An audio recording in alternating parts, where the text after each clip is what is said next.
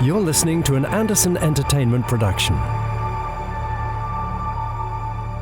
This episode, we're getting all cross-promotional in FAB Facts. A great bird of the galaxy is trying to swallow us whole in the Randomiser. 5, 4, 3, 2 interviewees in one. This week it's Justin and Lindsay Lee. Oh, Thunderbirds themes. That's all coming up in Pod 169. Of the Gerry Anderson podcast. 5, 4, 3, 2, 1. Let's get started.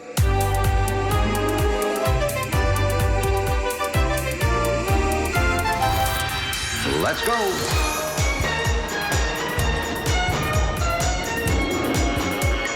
Spectrum is green. The Gerry Anderson Podcast with Jamie Anderson and Richard James.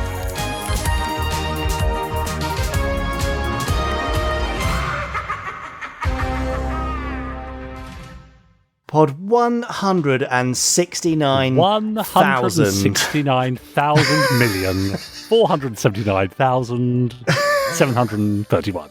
Point 2. That's what it feels like to anyone who's been with us since the beginning, and especially to us as the host of the Gerry Anderson podcast. Richard, who are you? Yes. Well, I'm Richard James. I'm co-host of the Gerry Anderson podcast. And who are you? I suppose that also makes me co-host, and my name is Jamie Anderson. And hang on. You like to think of yourself as the host, don't you? Well, no, I think we're both hosts. I think we're both the hosts. I wouldn't normally say co-host, but it could sort of make sense. Anyway, look, we're co-hosts / hosts, and we're also joined by another co-host. Co-host. Co-host. Well, that's funny you say that, because over there is Chris Dale, who I think has been rummaging around and has dug out all of this year's Easter eggs, which have been left in the cupboard. Look, what's he? He's unwrapping them. Yeah, he's tucking in. Is he? He's tucking in. And they've done that horrible thing where all the sort of the fat comes out of the chocolate and they go a bit marbly. Yeah, but Chris doesn't seem to care about that. No, he does not care. He's chowing down, noshing away over there. Yeah, can't blame he's him. got quite a stack of eggs to get through. Chris, good luck. Because at the very end of this podcast, you're going to have to be doing the Gerry Anderson Randomiser, where you talk us through a random episode of a Gerry Anderson show. Richard, what else happens while Chris is noshing on his eggs? Well, you would be forgiven, wouldn't you, if you were joining in and tuning into a Gerry Anderson podcast for thinking that it might be about all things Gerry Anderson for about an hour and a half or so. You might, for example, presume that there's going to be some news from the Gerry Anderson universe, and you would be right. Yes. You might presume there's going to be a fab fact or two any moment now, and again, you would be right. Just one. You might also presume that we've got the first part of a fantastic interview from Jamie Anderson. Oh, Tell us more. Oh, yes. Yes, well, this week we are speaking to Justin and Lindsay Lee, an amazing husband and wife team. You may know their work from television programmes such as Filmed in Supermarionation, and, of course, the Thunderbirds 1965 anniversary episodes. Ah, great. They are an incredibly talented pair, so talented you might feel a bit sick, but you'll soon get over that because they're also really lovely and have amazing stuff to talk about. How they got into old retro telly stuff, because they're both in their 30s. You wouldn't necessarily expect it. How they got into puppeteering, the trouble with puppets, all sorts of other stuff. It's I think it's a 4-part interview, this, because there's so much to cover. Lovely. So that's coming up. Well, part 1 of that is coming up very soon. I mean, we do love it when our guests talk, don't we? Well, I've had a couple recently where I've done them, and people have said, "Oh gosh, I've just done that thing where I've gone off and talked, and I always say I'm more than happy, because by the time we get to the interview, Podsterons have heard plenty of us, haven't they? They've heard enough of us, yes. Particularly me, anyway. Yes, and however, there is more. Talking of Podsterons, a few of them have been getting in touch via podcast@gerryanderson.com. They've also been posting on our Facebook group, facebook.com/groups/Podsterons, and they've been commenting on our YouTube channel. Oh, I bet they have. So I shall be reading out some comments a little later on as we go. Good. Okay, well, since there's so much to get through, shall we dive directly into the fabulous pool of knowledge, which is Fab Facts? Let's get it over and done with. Okay. Now, time for this week's Fab Facts. For this section known as Fab Facts, I have a book of said Fab Facts. I will flick through the book. Richard randomly shouts Fab at a random point of his choosing. When he shouts Fab, I stop flicking through the book of Fab Facts and I read out a Fab Fact from the page where I've stopped flicking through. Richard James, are you prepared and warmed up with your Fab? I'm standing very by. Good, excellent. My flicking thumb is nice and warm and ready. So it is, yes. Here we go. Fab! Oof. Hang on, come on. No, it's good. You wait until quite late in the flicking I think there. you kept flicking a little bit, but okay, go on. No, it's because we've got a delay on the line. I would never stop is that what flicking it after your Fab. Don't be ridiculous. Right. Richard James. Jamie Anderson. If you have a television series that you want to promote, Yes. one good way to do that is, as well you know, to get its characters onto other shows. True. Now, that's not so easy in the case of Anderson Puppet Series, of course. Excuse Hello? my dog barking. Yes, that's Ernie. and again. Actually, I'm just going to tell Ernie to stop barking. 2 seconds. Oh, Sorry about bless Ernie. I'll be back. You sounded like he had hiccups. No, you don't do that. I think you shut the door and stop me barking. Everyone. I'm trying to do Fab Facts. Harsh. Thank you very much. Right. Oh, Okay. Shall we carry on? go on then. No, that's not so easy in the case of an Anderson Puppet series, of course, although we did get things like Captain Scarlet appearing on the Christmas Day edition of the game show The Golden Shot back in 1967. Yes, we've covered it on a previous Fab Fact, I think, or is it Oh, have we? There have been so many. It's an article on the website anyway. You can read about that if you just search Captain Scarlet Golden Shot. Generally, though, the Supermarionation puppets couldn't really be called upon to make promotional appearances on other TV shows. However, the hand-operated Terrorhawks puppets could. Yeah. Sometimes live in the studio, as with Mary Faulkner and Zelda, having their horoscopes read by Russell Grant on breakfast time. And Great. sometimes via pre-recorded film inserts. And it's the latter that we're going to talk about today. Because Oh, yes. in addition to keeping the Earth safe from attacks by Zelda, did you know that the Terrorhawks also had a short-lived career as children's TV presenters? I did not know that. Well, now you do, or you're about to. Yep, for the whole of October 1984, a very fine month and a very fine year, the Terrorhawks, as well as Zelda, Youngstar and Sister, and even Stewed Apples, picked up additional work presenting children's ITV, or better known to us in the UK as CITV. CITV. Yeah. For those listeners outside the UK, it was a block of kids' programming that ran from about 3:45 in the afternoon to about 5, as you would probably guess, for kids' screenings. For several years around that time, CITV would often feature guest presenters who would introduce the programmes for an entire month, sometimes as a way of promoting a series or a project that they themselves were appearing in at the time. Since the second UK broadcast season of Terrorhawks began airing in September 1984, we can assume that they offered the October CITV presenting gig as a way of promoting the show. Okay. Yeah. So Anderverse Pictures filmed 70-ish short links, that's 70, Crikey. or sort of mini episodes if you like, revolving around the idea of the Terrorhawks trying to prevent Zelda from interfering with CITV broadcasts. Of course. As well as introducing the afternoon shows. Although sometimes Zelda and co made the introductions as if it was a show they particularly enjoyed. Amongst more notable shows that the Terrorhawks and the Martians introduced were He-Man and the Masters of the Universe, Oh, yes. Rainbow, I am the power! Yeah, Rainbow, Rod, Jane and Freddy, not one I'm familiar with actually, Oh, right. Portland Bill, Inspector Gadget, Danger Mouse, and the world premiere broadcast of Yes. Thomas the Tank Engine and Friends, as introduced right. by Sergeant Major Zero, played by Windsor Davis, of course. Lovely boy. Ah, great impression. You can thank stay. This went on every weekday afternoon for the whole of October 84 before the Terrorhawks handed control of CITV over to a new host for November, the one and only friend of the show, Bonnie Langford. Oh, is she a friend of the show? No, I just made that up, but probably would okay. be. Yeah. Yeah, I mean, if she of course knew. She's lovely, isn't Yes. she, Bonnie? So, now, unfortunately, although we have no definite idea of the final fate of those CITV links or any of the other Terrorhawks film footage that was shot or for similar programmes like the Saturday Show and so on, it is likely that the original material no longer exists beyond any off-air recordings that may have been made at the time. However, a YouTuber by the name of Marco Polo 31 West, very catchy name, has on their channel a 22-minute clip featuring audio of most, if not all, of those CITV introductions, which is nice to have. You'll also find the Zelda and Mary breakfast time clip there too. If you want to see the visuals for these intros on YouTube, unfortunately you're pretty much out of luck unless you can find someone who's uploaded broadcasts of a show that aired on CITV while the Terrorhawks were hosting, as is the case with several of the Thomas the Tank Engine episodes introduced by Zero. Now, I have a feeling that some of these have turned up fairly recently, possibly since this Fab Fact was penned. Really? So do keep an eye on YouTube. I believe so. I could be wrong. Anyway, look, even if it's all been lost to history for the most part, it's a nice way to promote the show and to give the Terrorhawks a few more mini adventures, even if they are just stopping Zelda from interfering with CITV.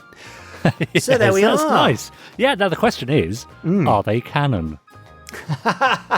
It's difficult to say. I've definitely seen a clip with Zero holding a cube in chains inside Battlehawk, which won't mean a lot to people unless they know the show. I can see a few Joe 90 fans scratching their heads. It's still a bit weird. Exactly. Anyway, do you know the whereabouts of any of these clips? Have you seen them? Have you found them on YouTube? I'm sure I've seen some of them recently. Email us, podcast@gerryanderson.com. Yes, exactly. Great. Any observations from you, Richard James? Did you do any little special turns for Space Precinct, hosting news night or anything? No, but that would have been fun, wouldn't it? No, but my partner in Solving Crime, Lou Hirsch, did a spot or two, I think, on GMTV and Channel 4's Big Breakfast as well. Yes. I think I remember bumping into a camera at some point. Johnny Vaughan and Denise Van Outen, by any chance, was it? Or was that pre them? I do know. It may have been Gabby and Chris. I don't know. And then I'm sure he was with Lorraine Kelly on. Oh wow! Yeah, he got around. Gosh, well, those clips must exist somewhere. Someone must have them. Do you have them? Well, Charlotte does. So there you go. Oh, brilliant! Well, Charlotte needs to get them over. But yes, are they not on the Space Precinct box set DVD that was released? I don't know. My knowledge of it is not encyclopedic. No, I can't remember. Who knows? Someone will tell us. Someone with the answers. Email us podcast@gerryanderson.com. I mean, I could tell you next week because I could just have a look at my box set. I just can't get it now. Well, you do that and you can email it. Right. Look, anyway, that's the end, isn't it? Surely there's no more of this. No, that's it. That's enough on the links from the world of Terrorhawks. So that brings us rather clunkily to... Excuse me. Very clunkily. That brings us very clunkily and with a little bit of coughing to the end of this week's... Coughing Fact! I couldn't even get it out. Oh dear. Bless you. Are you all right? Would you like a drink of water or are you okay? It's fine. Over to you. I'll just die slowly in the corner here. Lovely. Well, now, as I said before, people have been emailing and said we love to get your emails because it lets us know that at least someone's listening. For example, Cool Guy 5058 emailed us at podcast@gerryanderson.com to say, hi, podcast people. Hello. I'm assuming he means you and me and Chris there. And the listeners too. Sure. Podsteron too as well. He says, I'm a young Gerry Anderson fan and I especially love Thunderbirds. A while ago, I animated on Scratch my own series based off Thunderbirds called Stickman, featuring a crew of 5 stick figures who are the only stick figures for some reason, and they fly these aircrafts called Stick. Nice. Anyway, yes, he did there. He said, I thought this might be of interest to you. So go and have a look at his stuff on YouTube. Just, I suppose, search for Cool Guy 5058 and you'll see his stick figures there. Dean got in touch to say, hi, Jamie and Richard. My son Will, known professionally as William Patrick Harrison, is a 3rd-generation Ander fan. Excellent. Whoa. My mum started with Supercar and Fireball XL5. I picked up with Stingray, Thunderbirds, Captain Scarlet and Space 1999. Born in 1997, Will came to the Anderverse by an odd route, with there not being much new stuff at this point.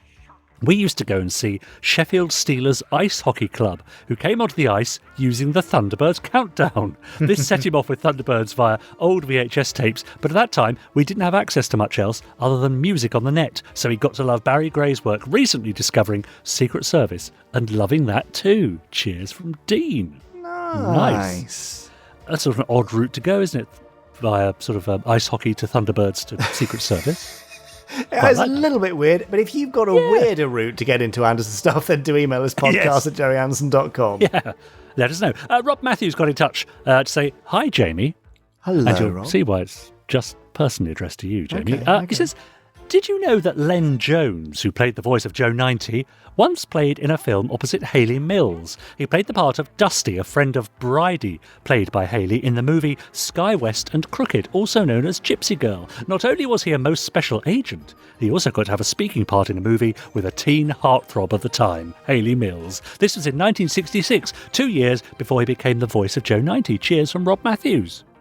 Nice. Rob, I did not know that. But very happy to add it to my filing cabinet of essential knowledge on Joe 90. Is that it over there? You'll find it. It's very small. It is quite small. It's And not much ignore in the there, fact is it? that the stuff in there is screwed up. That's just the particular filing system. It's definitely right. not a bin. Right. But thanks, Rob. Okay. Gaz says, hi, Richard, Jamie and Chris. One of my favourite... Oh, this is talking about Anderson bloopers, as yes. I think we called them in a previous Fab Facts. One of my favourite Anderson bloopers is in the UFO episode Reflections in the Water. Near the beginning, when the ship is being attacked by UFOs, as it explodes, it leaves a nice wet splat on the beautifully painted backdrop and takes you out of the action a little bit. I think there are other examples of big wet splats on backdrops. Hardly surprising how much Mr. Meddings liked blowing stuff up. Anyway, keep up the great pods. I eagerly play them on Monday mornings and thoroughly enjoy them, says Gaz. So that's very nice. That's a bit of a giveaway, isn't it? A splash of water on a backdrop of a skyline. If you've spotted any of these, then do email us, bigwetsplat@gerryanderson.com.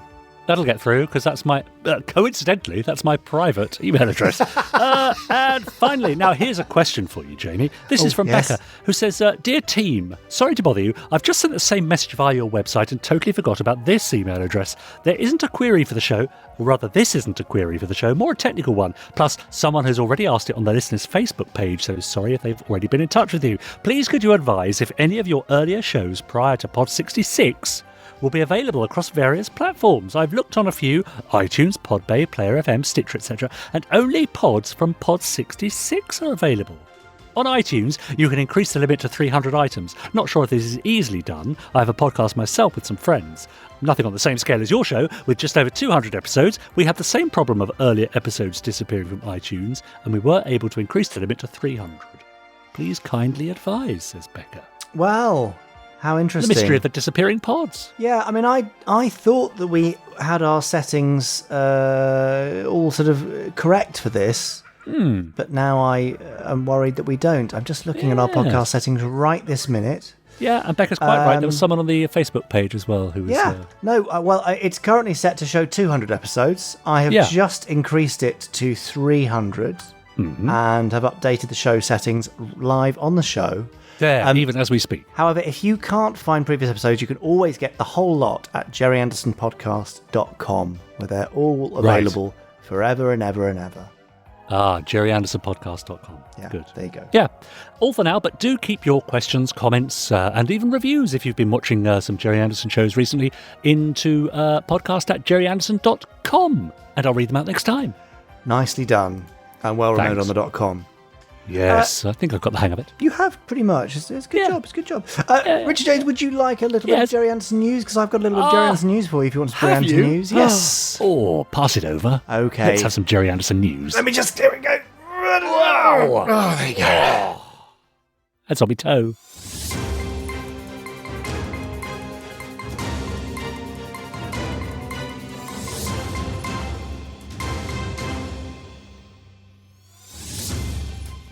Is your toe all right there? Is it all right? Yeah, it'll be fine. I've got 9 more. Oh, yeah, good. Okay. Was it the little one or the big one? It was the little one. Oh, well, that's fine then. Right. Not bothered about that. That's fine. Right, anyway, look, this is the Gerry Anderson Newsy news. Minus one toe. And let's start with something far more exciting and more important than your little toe, Richard, which I'm sure you'll agree about. It's the Space 1999 Moonbase Alpha Technical Operations Manual. Oh, yes. Yeah, see, I knew that would make you feel better. Yes, cheer me up. So, last Friday, Chris Thompson and I took to the airwaves, or the video waves, or whatever they were, the sight waves, to show you a little preview of all the exciting stuff inside the Moonbase Alpha Technical Operations Manual. We'll be doing another live video at the end of this week. That's Friday the 10th, I believe, something like that. It might be the 11th. I think it's the 10th, isn't it? Oh, Must be the 10th. Is it? Anyway, I went a bit Jeff Goldblum then. That was a bit weird, without meaning to. But it's going to be released for pre-order on the 13th of September. So if you want the final details, more teases, have all your questions answered, then join us live on the Gerry Anderson YouTube channel and elsewhere next Friday. That's the 10th, or this coming Friday rather, from the time of release. And you can still watch the introduction we gave and the 10 plus spreads and other bits of information we showed you on the video from last Friday. Just go to youtube.com/Gerry Anderson TV. It's Great. a bit of a bumper year for Space 1999 fans, I would say, because also just released, just in stock, is this year's rather fine and dandy and rather lovely Space 1999 Christmas jumper. Yes, I saw this on Twitter of all places. Yes, and what do you think of this? Looks great. Ah, I think it's very 1970s. It's not as gaudy as last year's Thunderbirds Christmas jumper. yeah, It's a very tasteful black, white, grey and orange affair.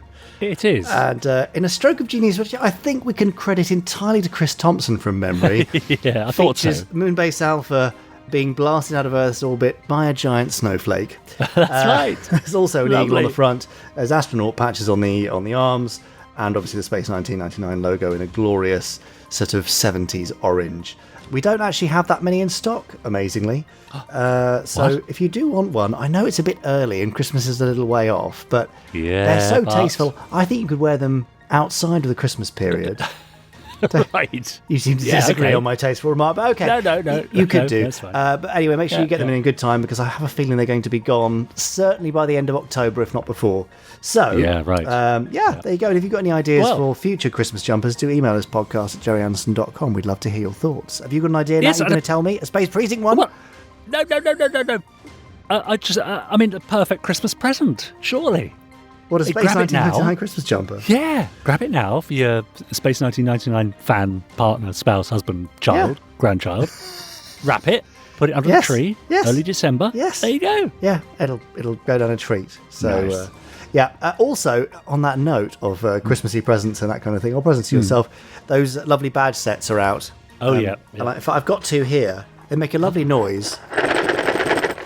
Oh, they sound great. Yeah, there's, Yeah. great. There's 12 Yeah. badges in each, Space 1999 and Thunderbirds. Really lovely selection, and some badges which have never been produced before, I believe. And they're rather smart. They look great in their boxes. And finally, something free for you. Thunderbirds fans, we've got something rather lovely for you coming on Thunderbirds Day on the 30th of September. Oh, Our very own executive producer of audio, Nicholas Briggs, has produced for you a lovely little 22-minute audio story from a Thunderbirds annual from the mid-1960s. oh, great. He's done the reading, there's effects, there's music. It's really sweet. Oh. And we'll be putting out for free across our podcast network on the 30th of September for Thunderbirds Day, and you can enjoy a bit of brand new nostalgia. Oh, that's lovely. Totally on Yeah. us. So Yeah. more on that very soon, including the title.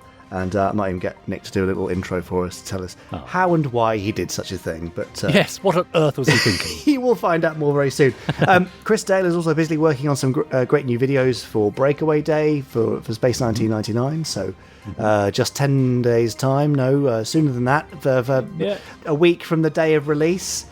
Yes, Goodness me, that's right. maths is hard for me. I think- Lots more good stuff coming. Announcements coming for stuff of productions and various other bits and pieces too. Oh, Finally, stop I it. know, goodness me. Well, you may have seen my little teasy tweets or LinkedIn posts of me and Chris Thompson at Pinewood Studios. More to be revealed on that. I mean, in the next couple of weeks, certainly by the end of the month, I think. So can't wait to Wow. tell you about that, because I think you're going to really enjoy that news. And Yes. yeah. That's the end. I need a breather. That's the end of this week's Gerry Anderson News. That was the news. That was the news. That's a while since I've heard you sing it without Just any adaptation. Pure and simple. Sometimes it's best to go back to basics, isn't it? Yeah. I Sometimes. absolutely feel that with you. Yes. Yeah, that's Yeah. right. Cool, then. What else have you got for us? Well, I've been perusing our Facebook group. I don't know about you. Have you? Do they know? Yeah, of course they know. Yes, I lurk there quite often. And you can too, dear Podsterons, simply by heading over to facebook.com/groups/Podsterons and leave your comments, pictures, and bits of merch and your latest cosplay and all sorts. So, Pam March, for example, watching Stingray episode Plant of Doom, Funny how Troy had a date with Atlanta, then saves her, then jumps to Marina's defence soon afterwards. Make up your mind, Troy, says Pam. Oh, right. Yeah, he's a bit of a naughty boy. Isn't he? Yes. Yeah, naughty Troy. Paul Hyder says, I'm a few weeks behind with the podcast. Has there been any mention about this year's Christmas jumper? No, Paul, nobody said a word. It's very strange. No. Christmas jumper? What Christmas jumper? Yeah. Oh, no, not at all. Joe Harewood says, has there ever been a better time to be a Space 1999 fan, merchandise-wise? Not really, no. I think this might be the best point in human history. Absolutely. Rob Doyle says, still listening to my Big Finish purchases in release order, and I'm on Terrorhawks Volume 3. Ooh. I wasn't sure what to expect after the epic Volume 2. Now, to be honest, says Rob, the first few episodes were a bit of a letdown. They focused too much on the slapstick side of Terrorhawks for my liking, but then Tiger Threestein was introduced, and what a turnaround. The whole show feels completely new and fresh while still bringing the fun and the action of the old series. I honestly believe if this is the direction the TV show had taken at the time, we'd be talking about Terrorhawks in the same way most people do Thunderbirds. I hope the new Terrorhawks show has some of the characterizations that Jamie and the team brought to the Big Finish shows, and hopefully Big Finish will produce some more volumes soon. Well, wouldn't that be lovely? We would dearly love for that to happen. Yeah. I'm not sure it will, but high praise indeed, Rob, so thank you very much. Indeed. And I don't suppose you can sort of tell us which of the Terrorhawks characters that we know and love will cross over in to the new show that we're developing. Yeah, no, I can't really. I mean, it's got its roots in Terrorhawks, but it is a very new and fresh reimagining. Yeah. Because you've got to do that. We want this thing to hit home with a new audience, appeal to everyone, and everyone can enjoy it, and hopefully we'll be talking about it on the Gerry Anderson podcast in 50 years' time. Yeah, that's right. Yeah, and original Terrorhawks will still be there. That's the thing. Always. Can't get rid of it. If the reboot is not for you, that's fine. It's on BritBox right now, isn't it? That's right. Also on our Facebook group, Steve Rogers has been running a series of polls. For example, Supermarionation crossovers. He asked, which crossovers would you have liked to have seen, assuming a shared universe and correct puppet proportions, which gave me an idea, Jamie. Oh, no. Are you ready? Oh, what? For this week's...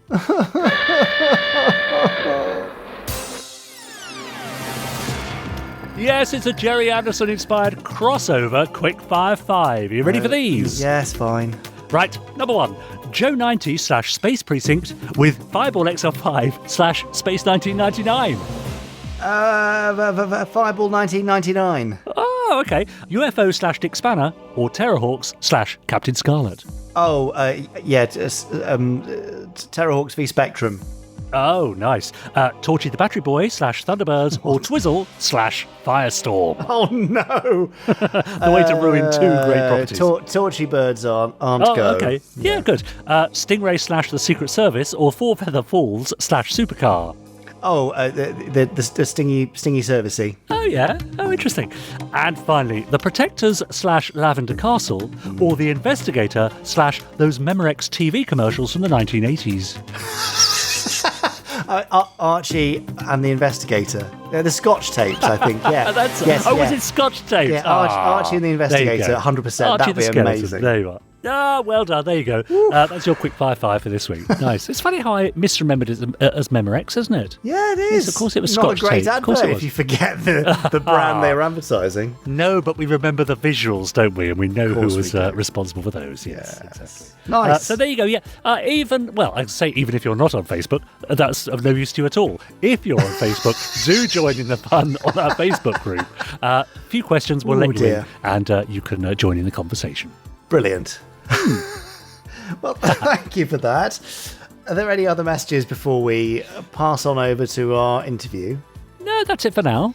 Okay, fine. Well, I wanted to have a chat with lovely Justin and Lindsay for some time. They are Canadians, but don't hold that against them. I'm only joking. We love our Canadians. I know, I really do, because they're so polite. Actually, we have a lot in common, I think, in this sort of self-deprecating, apologetic way. So there's a lot of time, I'm sure, with Justin and Lindsay going, oh, sorry, we're going off on a tangent. I'm like, no, keep going. It's great. Yes. But Justin and Lindsay, between them, are so multi-talented, it's quite painful. VFX artists, puppeteers, puppet makers, model makers, prop makers, puppet operators, show creators, writers, voiceover artists, musicians. All right. I know they do literally everything, and they are so humble and so lovely. They are here to talk about Filmed in Supermarionation, Thunderbirds 1965, their new show Miikshi, which is a hand puppet driven show which has a lot of its roots in the worlds of Thunderbirds and Stingray, and launches at the end of this month. So maybe give you a little flavour and get you connected with these two who work so hard to make this show. They've done a lovely, lovely job, but they're going to tell you about bringing Supermarionation back, really. Lovely. So I think you're going to really thoroughly enjoy this. I believe it's part 1 of 4. So over to the lovely husband and wife team of Justin and Lindsay Lee, nay Holong. But you'll hear more about that shortly. Hello, this is Justin Lee. And this is Lindsay Lee, formerly Lindsay Holong. Thank you. We're delighted to be with Jamie to talk about all things Supermarionation and beyond. And and beyond, excitingly. Yeah.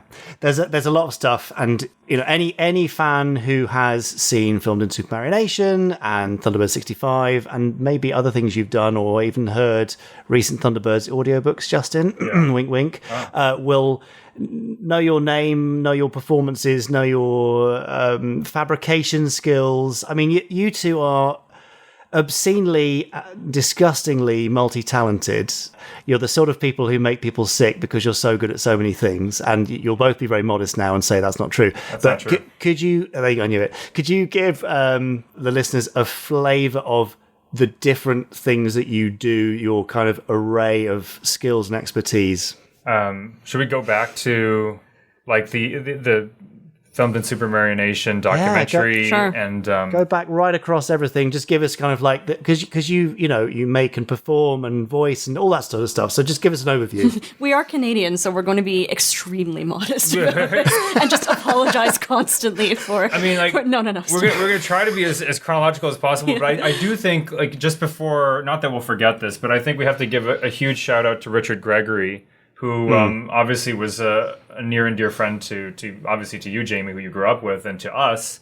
And Richard was a maker and a puppeteer, and so many, like, he was an artist, and every film production wanted to have him around because he was like this magical, he worked, I think his first job in the industry, he said he worked on R2-D2 for Empire Strikes Back. Like, he helped to work on that. So that was where he started. And he had like a background in working on cars before that. So when we worked, I mean, I know I'm jumping the timeline here a bit, but when we worked with him on Thunderbirds 1965 for the 50th anniversary episodes, he just imbued so much confidence in Lindsay and me, like, that we could just, because we came in with some skills for building and making. And, he had all the skills, painting Supermarionation puppets. And, we also obviously worked with Barry Davies as well, who we adore. There's so many people on that production that we absolutely adore.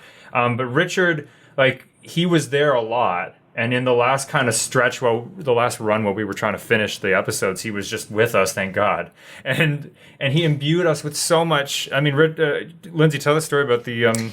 I do want to tell this later. I guess it's just sort of like I guess the point of mentioning Richard right off the bat is because we are currently, we do puppetry, we make model miniatures, we incorporate both into our film and television productions, and all of those skills that we currently have were learned working on things like FIS and Thunderbirds 1965 in particular with Richard. Richard was not on. He was not on FIS. He was on Thunderbirds 1965. Because Jamie, after that very lovely intro, too lovely.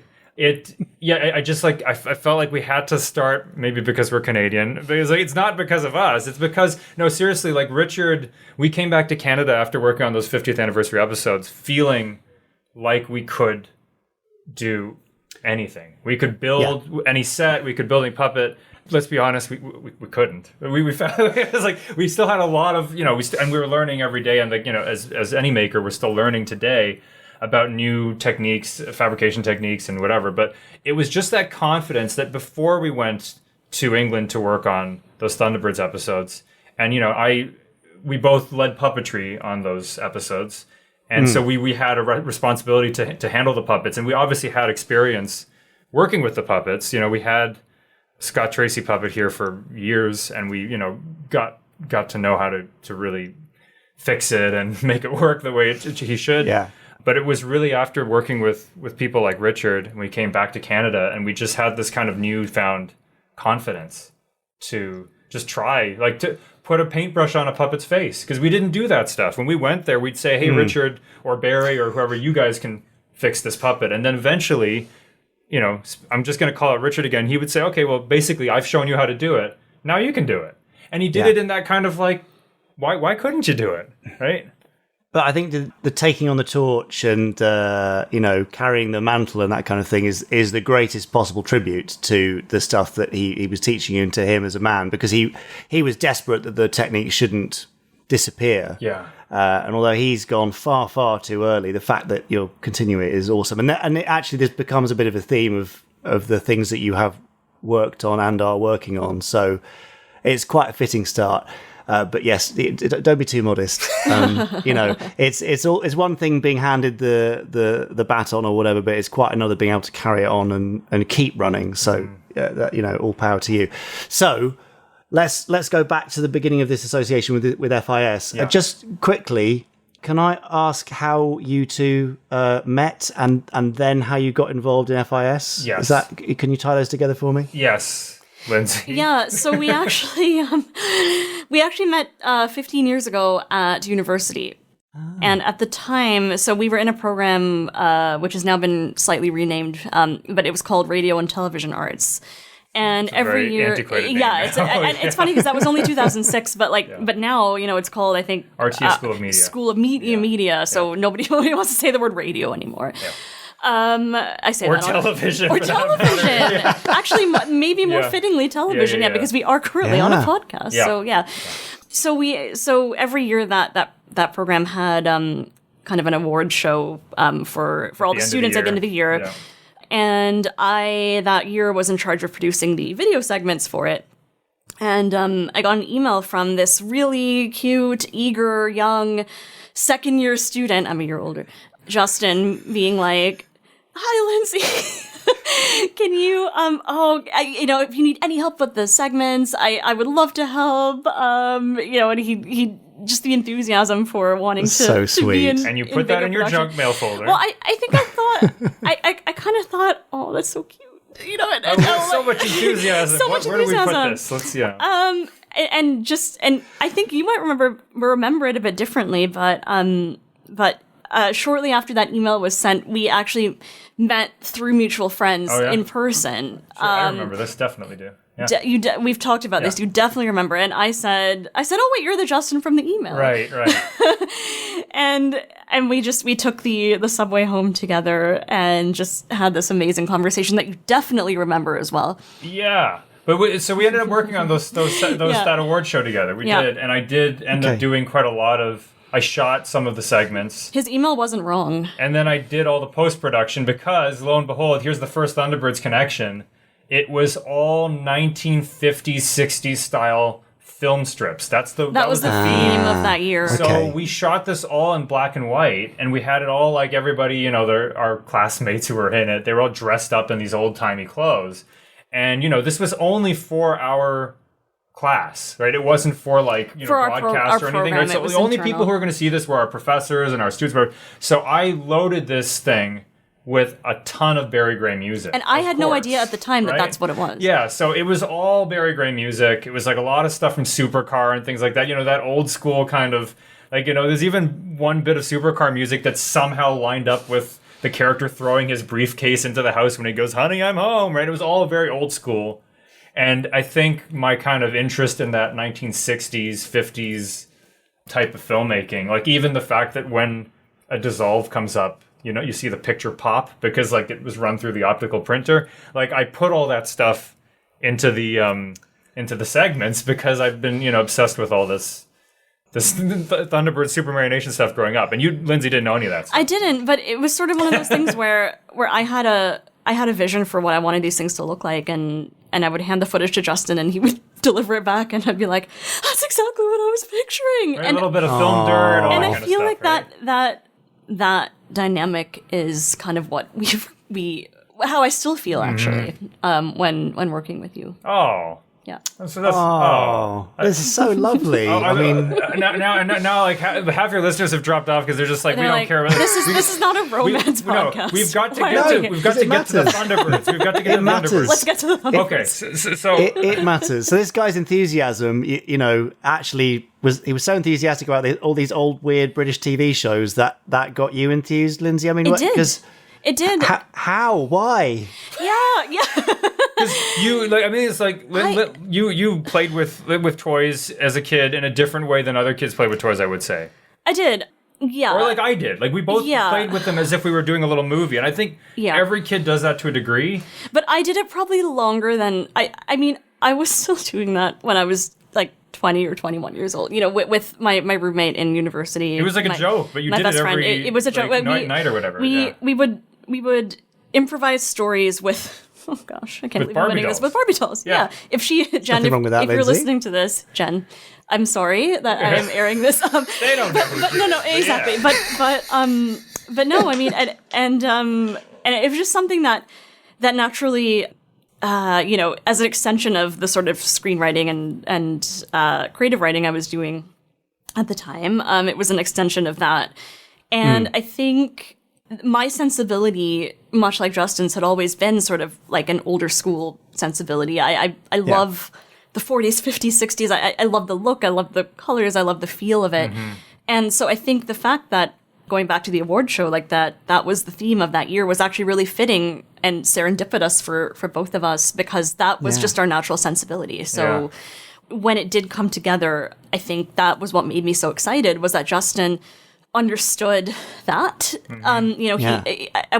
wasn't just doing the sort of visual effects that, just have that sort of modern bent to it. It was genuinely era specific, and that's something that I've always really responded to, and I know he does too. I do think it's like, and this is not tooting my own horn, but I do think there's like it's difficult, I think, sometimes when you see people doing digital kind of emulation of 80s VHS effects or 60s film effects or whatever, and I don't think I've totally cracked it, but I think there is a difference between it looks very kind of, we're putting on that effect, or it actually looks authentic. Yeah. And of course, when we got to jumping the timeline again, when we got to doing those 50th anniversary Thunderbirds episodes, it was so important that we got it, we really strove for that. Like if you put on an episode from 1965 and you put on our episode, you should kind of feel like you could believe they were made at the same time.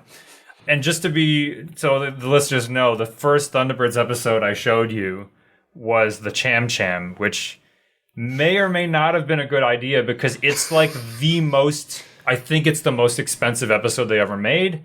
It's got, huge sets, so many costumes. It's like the production is out of control in that one. And that was the first one I showed you. Yeah, so weirdly, even though I was born in the 80s, grew up in the 90s, and that was when Thunderbirds was re-airing on TV.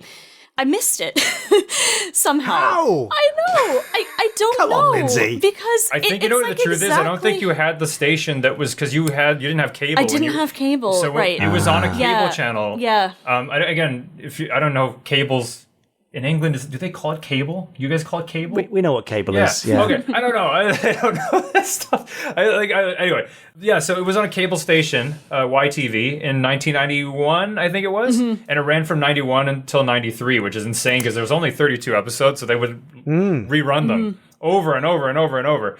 But you didn't have YTV. No. At that time, so literally the first time. Deprived. I know. Yes. Oh, poor me. Yeah.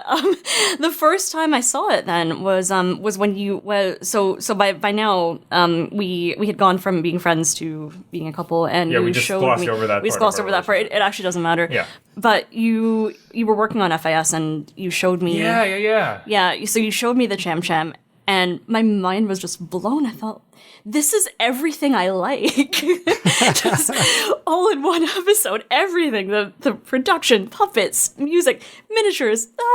So, I mean, in a way, you say that, of all the episodes to show me, that was sort of why that one, because it has everything. Start at the top. But I think it definitely gave me, it was a great introduction for me because I was just so taken by the spectacle of Thunderbirds. And again, the best exposure possible. Yeah. I think as people who've now worked on Thunderbirds, you and I feel weird saying this, but don't, if your listeners are like, wait a second, the Cham Cham wasn't the most expensive episode. I don't actually know if that's actually true. I think it is. It must have been expensive. I know they went over budget on that one, and I think that, they went over time, and I'm sure there's someone listening now who's like, how is it you don't know this? Like, you guys worked on Thunderbirds, you should know this. But the thing is, like, your brain starts to forget things.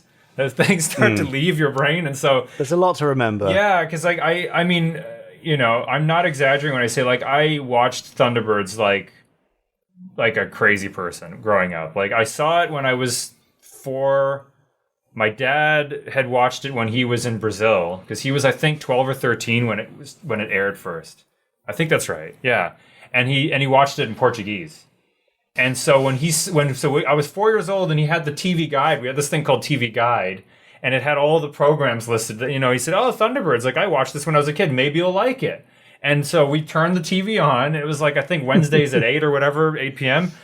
And I don't think he was ready for how insane I was going to get about Thunderbirds. Like he liked it, and his brother liked it. My uncle Jeff, who also has kind of kept my fandom flame alive because he would do pictures of Thunderbird 1 for me on his computer and stuff like that. But my dad showed me this thing. I was 4 years old, and I just went crazy for it, and like obsessively crazy for it because like there was nothing else on TV that looked like it. And I think it was, as you said, Lindsay, it was the production. It was like little 4-year-old me couldn't say that it was an expensive show, but I could feel it was an expensive show, and it was like the stakes were real. It was all and everything was created. Every last, the characters, where they lived, where the vehicles they moved in, everything was created. So I kind of was obsessed with it from 4-year-old until, like, I remember, I mean, I would say, like, now I do have a much more kind of, not to disappoint anybody, it's a much more professional kind of look at it now. I don't. Of course, you can't avoid that. Yeah, because, like, I've literally watched these episodes so many times growing up that oh, geez, I shouldn't say this. I don't know if I ever need to watch them again because I've watched them so many times. You could just watch them in your mind. Yeah, now. I watch them in my mind. Like I seriously can. Like so. I bet you could probably talk along with every single line, and give you the timing, every single effect and stuff. You just know, right? Yeah, so. and the thing is, like, I was so Thunderbirds mad that, like, in 1994, when Fox in the U.S., Fox Kids ran those awful redubbed versions where they changed the music and changed the dialogue, I was watching those ones because it was like new Thunderbirds for me, right? So it's just like, I mean, I knew it was shittier. Oh, excuse me. I knew it was... You can say that. We can bleep that. Oh, we can bleep it, right? We can beep it, yeah. I knew it was not as good. There we go. Sorry. I don't know. No swearing. But I watched those as well. I mean, I think the really cool thing is I had recorded all those original episodes off YTV as a kid, and I was missing... There were 2 or 3 or 4 episodes that I was missing. It was the Christmas one, give or take a million. The Brink of Disaster, I was missing that, the one with the monorail. The Imposters, I was missing that one. And I think Lord Parker's Holiday. So I was missing those 4. And so I grew up watching my taped off TV copies, and those 4 I never had. So when I was like a teenager, I got like the mail away kind of videotapes where you could get the... like you mail away and they would send you the series. And I watched those like for the first time since I was like 4 years old. And it was so cool to see like a new episode of Thunderbirds. So I think that was the other thing is I could really relate to the fan response to the 50th anniversary episodes because hopefully they had that same feeling that they watched them and they went, oh my gosh, like this is... I don't think you need to caveat it with hopefully. You're pretty sure that's kind of the universal reaction across the board. Don't be so Canadian about it. We'll come to Thunderbirds, but I mean, it's amazing that these two very separate ways in aligned, and the stars aligned for you both, and you with your strange love of retro stuff came together, and it's very much to everybody else's benefit in the end. So FIS, or Filmed in Supermarionation, but we'll say FIS because it's a lot easier. How did you come to be attached to that, Justin? Because I think you were on it first and then Lindsay joined you. But well, tell me what happened. So Lindsay did work on the puppet aspect of it because we filmed some of the puppets stuff here in Canada. Yes. And I don't know if people know that, but that's why at the end of the movie it says produced in Slough, Toronto, I think it lists, again, been such a long time since I've seen the film, but it's got several city names, including Toronto, and that's because we filmed some of it here. So I think the story always begins with, I was a too enthusiastic person. Every single one of these will start with that. So I worked for years in advertising. So I was a visual effects artist, post-production person in advertising. And so like McDonald's commercials, Tim Hortons commercials for the Canadians listening. And I did that for quite a while. And I was single at the time. This was obviously before Lindsay and I were dating. And I had, I was making a decent salary, it was okay. And I was living by myself, or my brother and I were roommates. So it wasn't a lot of cost. So I had this kind of money coming in, and I was like, I've always wanted a Scott Tracy puppet. And that's where it started. And so I got a Scott Tracy puppet. I commissioned through a website that called the Eagle Transporter. I think it's still there. I don't know. Yep. I think so. Yeah. I commissioned a puppet maker called Phil Eason, who's sadly no longer with us, and he made a Scott Tracy puppet. And again, I thought I'd lost my mind, of course, because what kind of 20-something-year-old does this? It's so stupid. So this puppet came, and I'd asked to have all the eyes working and the mouth working, whatever. And so I had the Scott Tracy puppet. That's how it started. I'm on the forum on the Eagle Transporter website, and Stephen LaRiviere, who is the director-writer on Filmed in Supermarionation, is on there going, hey, anyone... It was something like, does anyone know, anyone who can do, help out with these puppet sequences? It was something like that.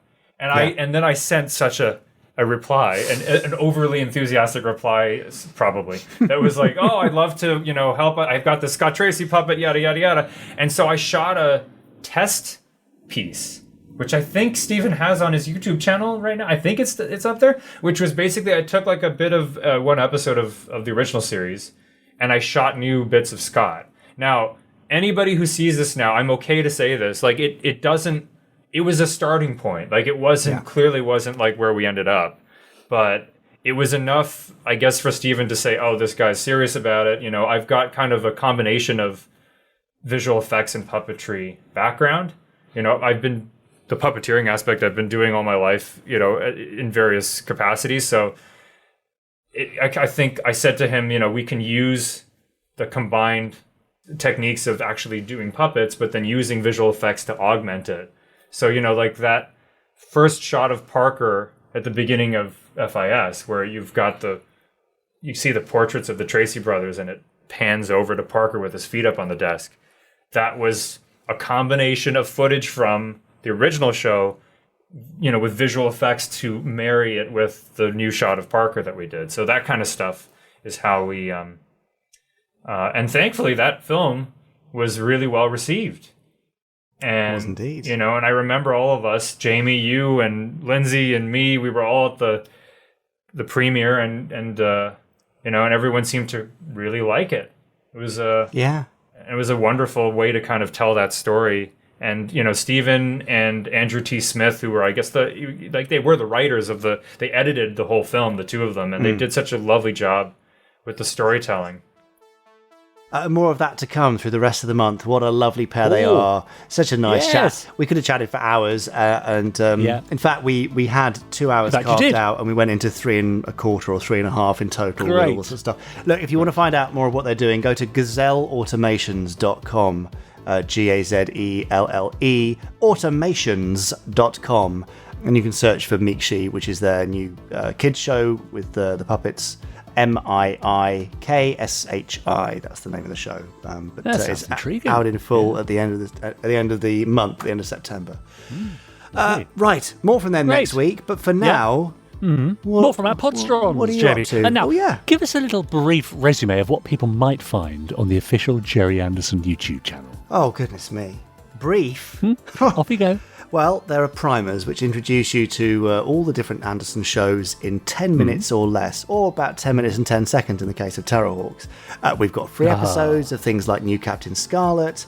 We have big rap bites that we used to do in Fab Live, where Chris would do a lovely dissection of various things. We have FAB Facts from each of our podcasts turned into little vignettes. I suppose that's a word which I can use, I just have. Yeah. We've got Century 21 Tech Talks, is where we've got Brains and Ed Straker and other characters from the Anderverse telling you about the vehicles from all around the world of Gerry Anderson. We've got music videos, we've got making-ofs. I mean, it just goes on and on. We've got amazing documentaries from Chris Dale. I could keep going, but I'll stop. I wasn't expecting quite so comprehensive an answer, but that is extraordinary. It's all there. We've got loads of stuff, and it's all free. Well, it's all free, and of course, we do get comments beneath. For example, one of our a recent Fab Fact. Oh no! About the this was about the ejecting upside down. I think it was only a couple of weeks ago, wasn't it? Oh, yeah. Ian Dealey posted an extra Fab Fact for us. The Spectrum helicopter from Captain Scarlet, he says, was always thrown upside down because of the blades on top. Yes. Because, of course, you can't have the blades on top if you've got strings holding the craft up. That's clever, isn't it? Ian Turner says, what about GoldenEye's helicopter ejection scene? Derek Meddings worked on it before he sadly died. So there you go. There's another example of an upside-down ejection. Keith Gooch on Pod 168 just last week said, another great episode of the Jamie Anderson podcast, I was about to say. That's a terrible thought, isn't it? Yeah, isn't that an say awful idea? Let's never do the Jamie Anderson podcast. He says, with all the usual humorous gubbings between Richard and Jamie, an unusually interesting Fab Facts, says Keith, about the ejections in the Supermarionation shows. An interesting second part of the interview with Mark A. Altman. So rare to find someone so enthusiastic about Space Precinct, says Keith. Yes, true. There's normally just one of you. Yeah, that's right. And finally, he says, as usual, the highlight was Chris Dale's Randomiser review of the Supercar episode, Supercar Take 1. Very funny as always. Enjoyed listening to Sylvia Anderson's femme fatale voice in this story. Great work, chaps. But I think my favourite comment underneath a recent YouTube video on the Gerry Anderson channel is from James, who says simply, love your show, guys. Your voices are so relaxing. Oh, that's nice, isn't it? It is nice, isn't it? Yeah, I suppose. Yeah, I think it is. I suppose it's nice. Relaxing is better than boring. Oh, yes. It's quite a thin line, though, isn't it? It is. Hopefully, it wasn't a Google Translate error from some foreign language. It is. Yeah. It's nice. It's good to hear. Yeah, there you go. I also saw a really lovely comment on one of our Fab Facts from someone who simply said, who cares? Right. Well, I mean, they've got a point, and I've been telling you this for weeks and months and years. I know. I just thought it was particularly amusing. It gave me That's great. Gave me a good old chuckle. Yeah. Now, over there, Chris Dale, now surrounded by a mountain of foil and chocolate crumbs. Look at his face. I know. He looks like a guilty puppy, doesn't he? Well, the brown smear across his lips doesn't help. But Chris, if you just wipe that chocolate off, I think... okay, that's better. He didn't even save us any. I know. Typical. He doesn't look too bad for all that, though. Anyway, look, Chris is done with his Easter egg pile, which means he's probably ready for the randomizer, unless you've got anything you would like to insert before that, Richard James. No, I'm just going to reach out and try and see if there's any cream eggs left in that pile. Yeah, you go through the tinfoil pile. Chris, you come and sit down and do your randomizer. We'll welcome you over. And here is Chris, the randomizer, with the randomizer. Save me one if you find one, Richard. Yeah, I will.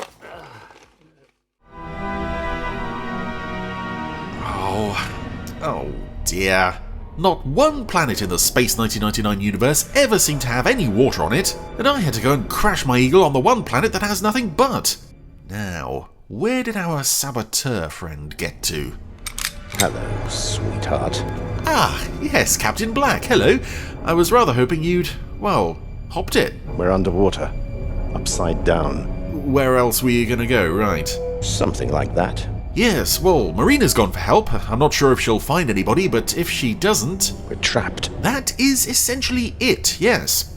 I don't suppose you have any thoughts on rectifying the situation, do you? Sort of. Oh? I sometimes think You'd make an attractive Mr. slave. Well, I can't say I'm not flattered, although I do hope Marina gets back soon. The prospect of becoming your slave is not exactly the most appealing offer I've ever had. What are you doing? Oh, well, we've got the Randomiser right here. I thought you might like to press the button for me today. You know, give us an episode to watch while we outsit eternity. Whatever makes you happy. That's it, thank you. It's going to be an interesting experiment, I guess. No Mr. On power you can exert over the Randomiser to make sure it picks out a good episode? No, don't get excited. I know what you're thinking. Oh, I'm just thinking, please God, anything but Torchy, frankly, so let's see. Well, thank you, Conrad. It's not only an episode I've never seen before, but it's an episode of a series that we haven't seen for a while on the Randomiser. Let's call that a lucky shot. Indeed. Here's Lavender Castle with Bird of Prey. Let's do it. Lavender Castle. A place of legend, fabled right across the universe.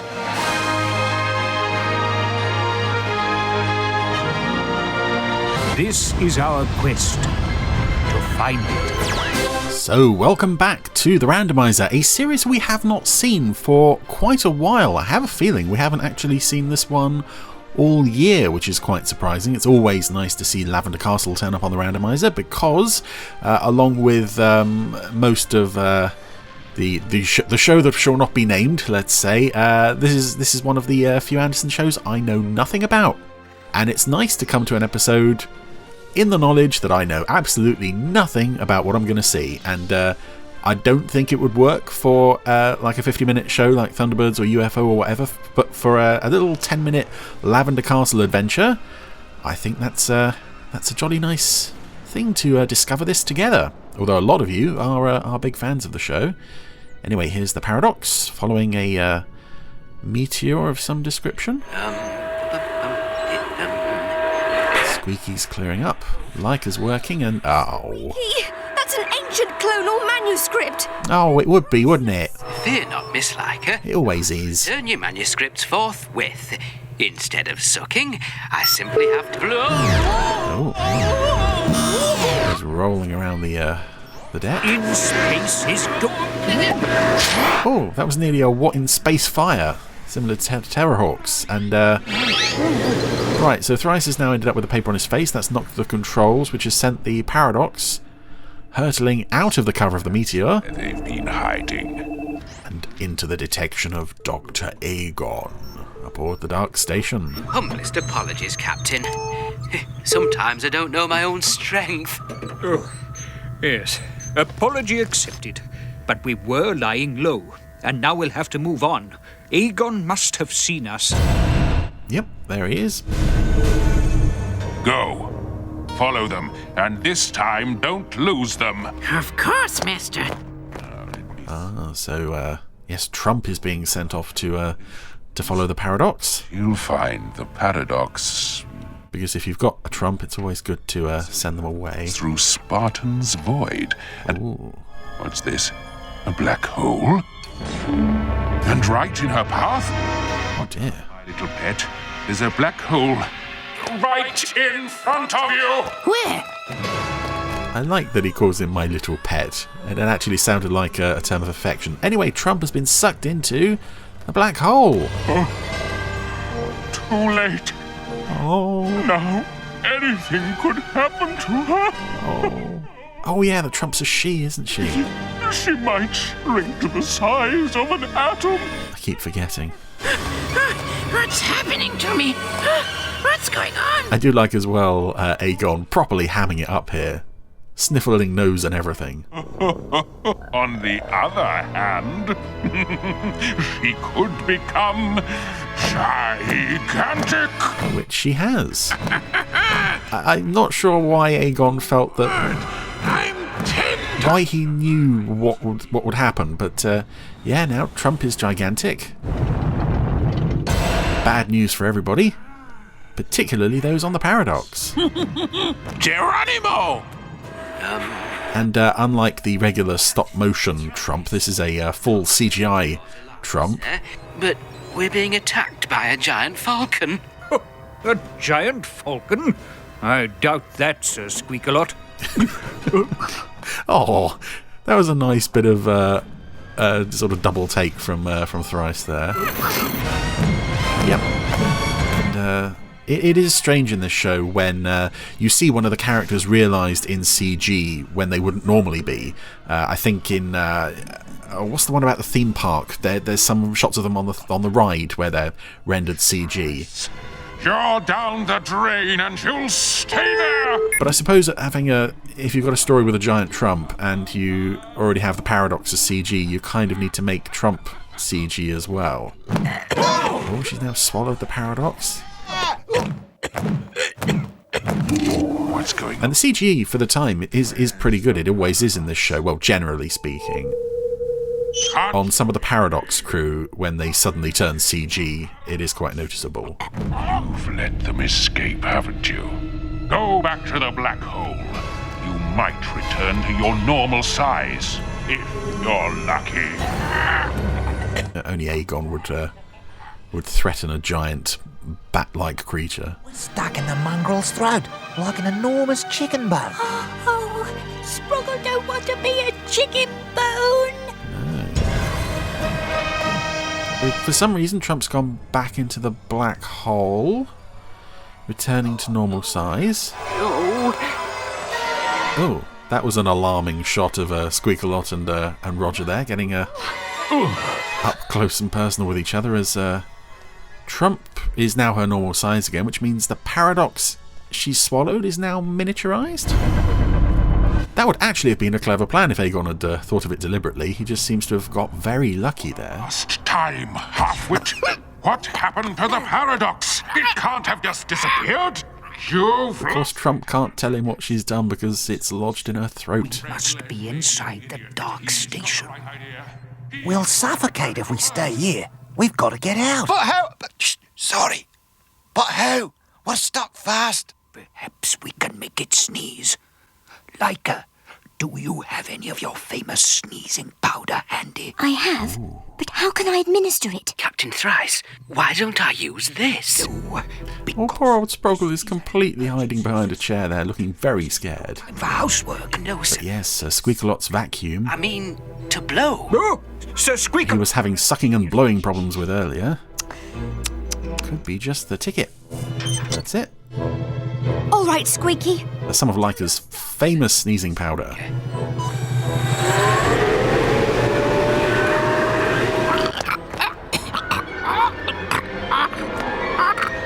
Seems to be working.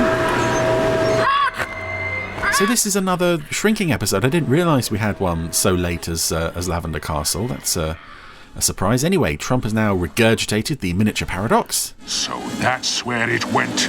Now buzzing around Aegon. Oh, me nuts and bolts. Mind when... Oh, that hurt.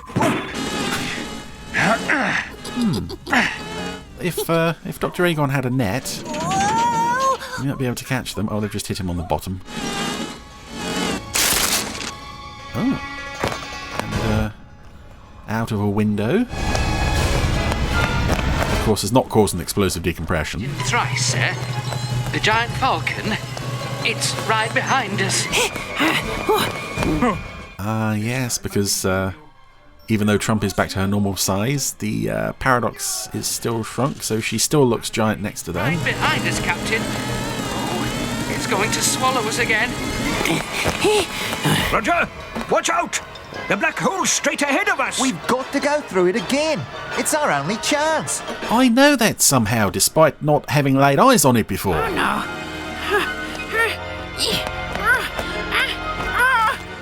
It's strange how in most shows a black hole would be like, oh my goodness, now the Paradox crew are like, yes, black holes. That's how we get back to normal. So... Must be back to full size. Well done, Roger. Oh, yes. So they're back to normal. I see. Trump followed them in. Vulcan! Which should mean that Trump is huge again? No, okay. There it is. Oh, now she's shrunk. Why, look, it's only a wee birdie. Who's a pretty boy then? Who's a pretty boy then? Who's a pretty boy then? Who's a pretty boy then? I'm starting to think the science on this show is not 100%. Scared of Falcon? Sproggle is looking the wrong end through the telescope. Okay. Oh, Mr. Sproggle. Well, someone turned it round, and suddenly Trump appeared huge to Sproggle again, and Sproggle ran off. Well, Sproggle-related antics aside, that was a rather odd note to end on. That was another fun episode of Lavender Castle. As I said, I particularly enjoy the CG with this show. It allows them to be quite imaginative in their storytelling. And again, this is a story that I don't think you could tell in a conventional animated series or stop-motion animated series without the use of CG. So, another imaginative use of the show's limitations and abilities. Another all-round jolly nice episode of Lavender Castle. Whatever you think of Bird of Prey, it's a very sweet series. It's really lovely. Oh, yes. I don't remember the last time we had a Lavender Castle episode on the Randomiser. Yeah, it's been a little while, hasn't it? It has been a while. And there is a lot of love for Lavender Castle, I know that. Yeah, well, rightly so. It's just a shame that there's nothing we can do with it because it's currently in DreamWorks' kind of archive and it's sort of stuck there, really. But it's odd, isn't it? This is the way things go, unfortunately, but such is life. At least we can enjoy it on the Randomiser, and I think there are quite a few free episodes on YouTube, to be honest. So, yeah. All right. Nothing to do with us. Don't tell anyone, though. Well, don't tell DreamWorks, because then they'll put them down. Yeah. Anyway, thank you very much, Chris. He'll be back next week. I think he probably needs to go and have a little sleep now, a bit of a chocolate food coma. Yeah, I think you're right. Oh, and it's worth pointing out, of course, that Chris has his very own Gerry Anderson Randomiser podcast, which you can also listen to on your platforms of choice. Yes, without us gabbling on. Yeah, exactly. Yeah. So, highly recommended by 99% of podcast listeners. Yeah. Richard James, do you have any more things from Podsterons? No, that's it for now, but I'll have plenty more next time we meet. Of course you will. I can't wait for that. If you've got any thoughts, if you want to send us any... if you want to send us any Easter eggs, we're a little bit short now, thanks to Chris. Want to go with the Christmas jumpers? Oh, Easter eggs and Christmas jumpers. There's a great theme for a party. Do email us, podcast@gerryanderson.com for any Easter egg related things, any questions, queries, thoughts, merchandise ideas for future Christmas jumpers, other observations, or random insults which you'd like to throw our way. We're happy to receive any email whatsoever within reason. Well, I look forward to those. Yes, let's see what the most offensive one we've got. Actually, I've got a great one from David Tremont of Weta here, which I'll read out to you after the credits. Oh, okay. Look forward to it. So, anything else, Richard James, or shall we bid our Podsteron farewell? Yeah, let's bid them a fond farewell and wish them a bon voyage and a fromage et toi and a singe dans l'arbre. I think we're getting into dangerous territory here. Okay. Yeah. Auf Wiedersehen, goodbye, au revoir. Have a great week, Podsteron. See you next week. Bye. Bye.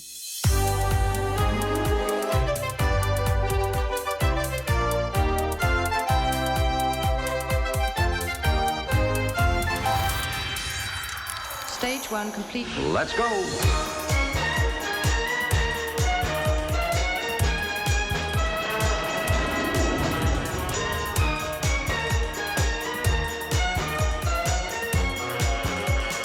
Spectrum is green.